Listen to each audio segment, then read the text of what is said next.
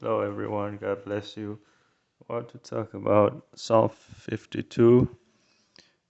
God showed me something here. Psalm 52 to the chief musician. Maskil, a psalm of David, when Doeg the Edomite came and told Saul and said unto him, David is come to the house of Ahimelech. Why boastest thou thyself in mischief, O mighty man? The goodness of God endures continually. The tongue devises mischiefs like a sharp razor working deceitfully.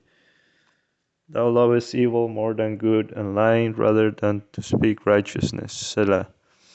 Thou lovest all devouring words, O thou deceitful tongue. God shall likewise destroy thee forever. He shall take thee away and pluck thee out of thy dwelling place, and root thee out of the land of the living. Selah. A righteous also shall see and fear, and shall laugh at him. Lo, this is the man that made not God his strength, but trusted in the abundance of his riches, and strengthened himself in his wickedness. But I am like a green olive tree in the house of God. I trust in the mercy of God forever and ever. I will praise thee forever, because thou hast done it, and I will wait on thy name, for it is good before thy saints. Amen. So the message here, what God showed me here is where it turned to Psalm 52, verse 7. Verse 7. Look at the context, and then it says this, verse 7. Lo, this is the man that made not God his strength, but trusted in the abundance of his riches, and strengthened himself in his wickedness. Amen. So yes, dear brothers and sisters, this message is the riches here mentioned here. The riches are mentioned about not only physical, like money and things like that, but it's talking about spiritual condition here. That as we read on verse 4, thou lovest all devouring words, O thou deceitful tongue. So this is the person that has the riches.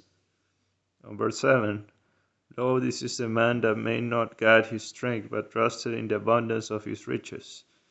So these riches are actually deceitfulness.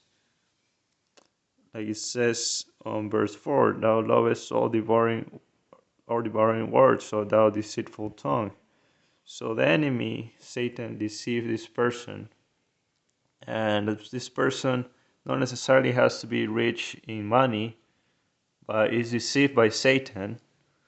And that person here has riches. What the riches that Satan gives, which are riches of unrighteousness.